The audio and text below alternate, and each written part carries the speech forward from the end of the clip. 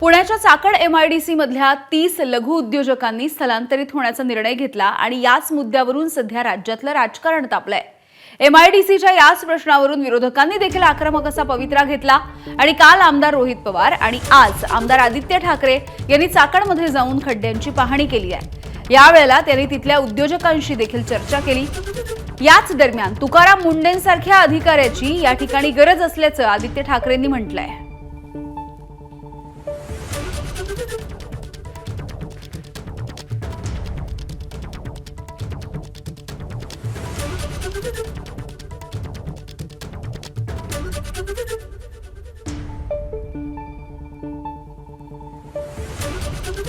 आपण पाहतोय इकडच्या स्थानिक लोकांनी आणि स्थानिक उद्योजकांनी जो एक विषय समोर आणलेला आहे तो हाच आहे की 20 उद्योग इथून हलायच्या मानसिकतेत आहेत। एवढ्यासाठीच आपण देखील माझ्यासोबत आता दौरा केला।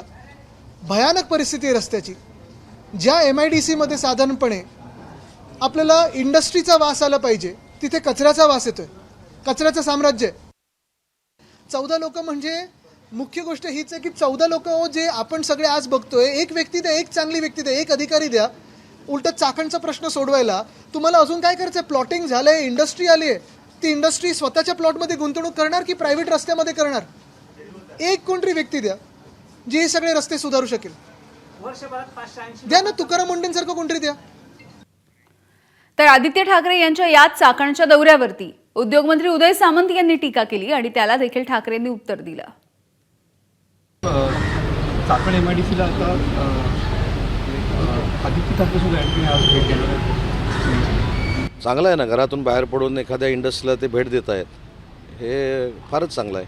नाही, मी कोण सक्रिय झाले, कोण घरामध्ये बसले, कोण ऑनलाईन बोलते याच्यावर बोलणारच नाही, परंतु निदान चाकणच्या बाबतीमध्ये देखील उद्योजकांना जाऊन भेटावं असं काही लोकांना वाटलं, त्याच्यातच आपलं सगळ्यांचं भाग्य आहे, तुमचं माझं। चांगले आता असं सगळीकडेच जाणार आहे, कारण असं त्यांचं भाग्य उघडत असेल सगळीकडे, पण ते जे काही मी बोललो ना त्यांचा टोल, त्याच्याबद्दल काय?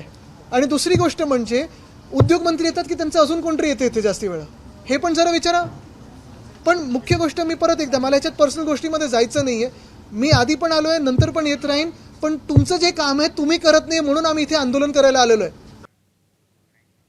तर चाकणमधल्या एमआयडीसीतल्या समस्यांसाठी उच्चस्तरीय समितीची स्थापना करण्यात आल्याची घोषणा देखील मुख्यमंत्री देवेंद्र फडणवीस यांनी केली आहे।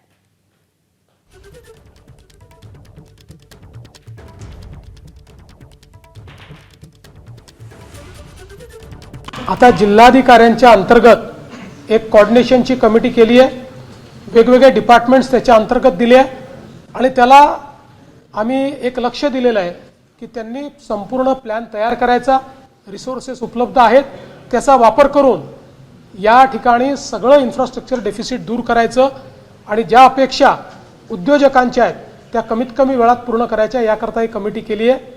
केवळ चाकणच नाही तर पुण्यातल्या इतरही इंडस्ट्रीयल एरियाजमध्ये ही कमिटी लक्ष घालेल आणि पुढच्या टप्प्यामध्ये इंडस्ट्रीयल टाउनशिप ॲक्टच्या अंतर्गत या ठिकाणी स्थानिक स्वराज्य संस्था तयार करून त्या माध्यमातून इथल्या सगळ्या सोयी निर्माण करण्याचा शासनाचा उद्देश आहे। एबीपी माझा, उघडा डोळे बघा नीट।